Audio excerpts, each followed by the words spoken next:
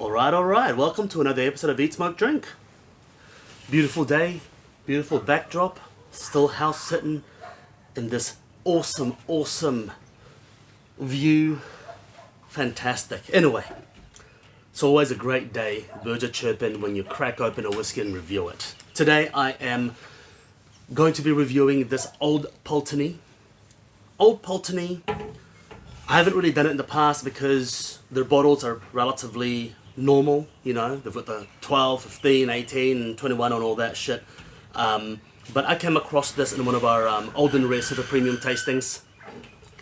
And this is a 26-year-old Old Punteney, lightly peated ex-bourbon. So that will be quite interesting. I really do like Old Punteney, I must say, as far as distillery bottlings goes, are fantastic. As you can see, the bottle is quite unique. Apparently that model's there still, so that's pretty cool. And yeah, look, American oak cask barrels that previously held heavily peated malt. So we don't know what those peated malts are, but that's what the tag says, okay? Anyway, once again, I've got the sample bottle to retain the flavor oomph. And I have my 2 guys 1 cup glass. Let's get nosing. The color is a golden hue. So another thing about Old Punteney is that they still use a worm tub as well. So that's always interesting when you've got a whiskey that still uses a worm tub. But let's see how we go.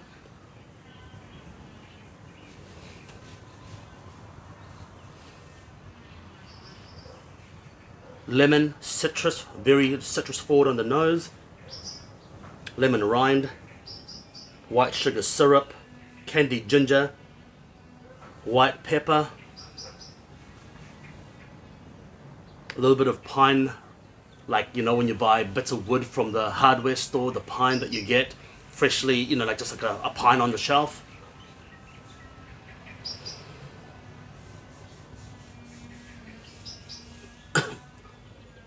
A slight hint of smoke.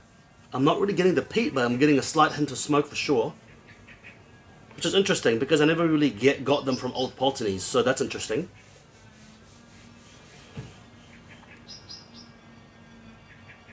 So it doesn't say anything about like if it's a single barrel or how many barrels, but it says limited edition. I'm sure you can still find it somewhere. There's a steeliness to it, marble, granite. I'm getting a salinity, like salt water, not anything iodine or anything, just like a salinity, like a saline, like table salt. I don't know where that's coming from, but that's interesting. I'm getting a toasted wheatmeal slice of bread, just your standard supermarkets, you know, grocery store sliced bread.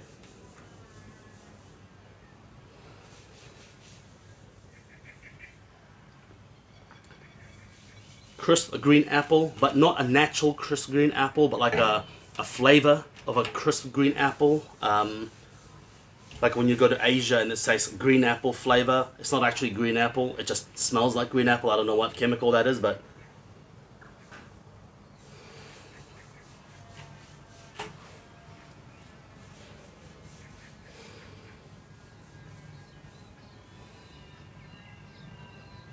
menthol and a hint of eucalyptus.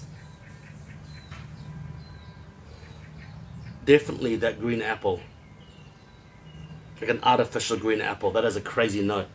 I love it.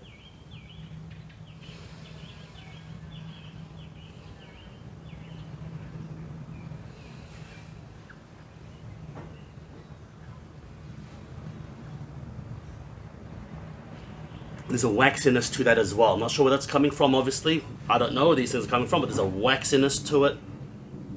Like a candle wax with perfume, like a scented candle wax. I don't know what flavor. I think maybe it's vanilla from the bourbon cask, like a vanilla candle.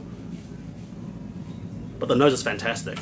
The nose is phenomenal. Sorry, I just gotten so caught up with sniffing the crap out of it. I didn't tell you what I thought of it. The nose is phenomenal.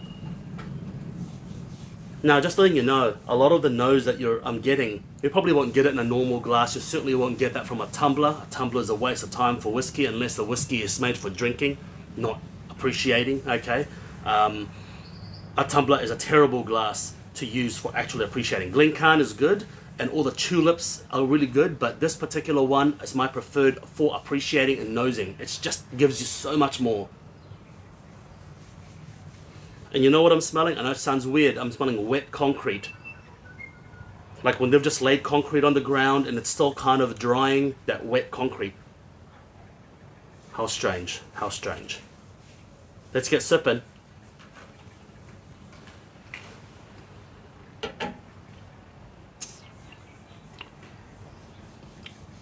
Shit. You get that residual peel, right? Whoa. On the nose, it's very, very tame. Just a smoke. Like a distant smoke of wood and coal. But on the palate, you definitely have that peat. It is lightly peated. It's not heavy, but you definitely feel it.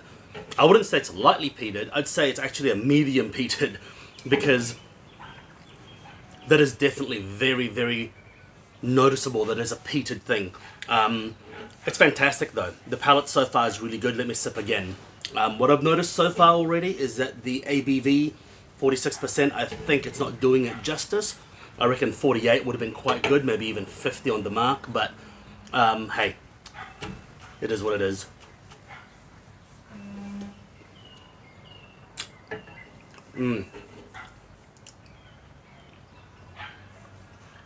Definitely citrus forward, lemon, grilled raw apricot. I've never had a raw apricot that's been grilled, but I imagine if you could put a bit of grilled smoke smell on a raw apricot, that's what it would be. Definitely very mineral. I'm getting rust, I'm getting steel, and that concrete, that wet concrete that I'm talking about, I'm getting that as well. They're very, very minerally.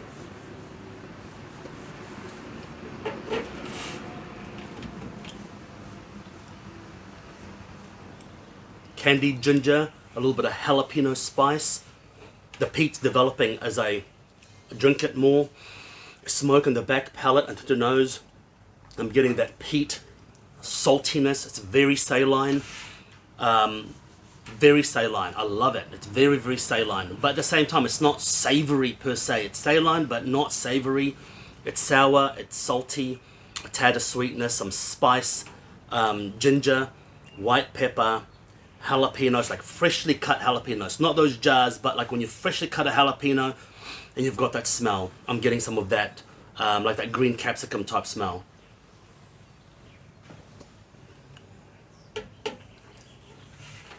There's a slight earthiness to it. Wet hay. I'm getting wet hay, you know. A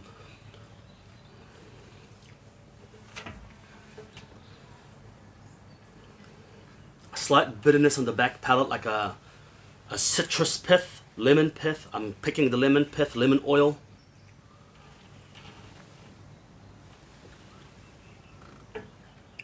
Vanilla. But that peat is starting to come through now. It's fantastic. Really, really great balance with peat.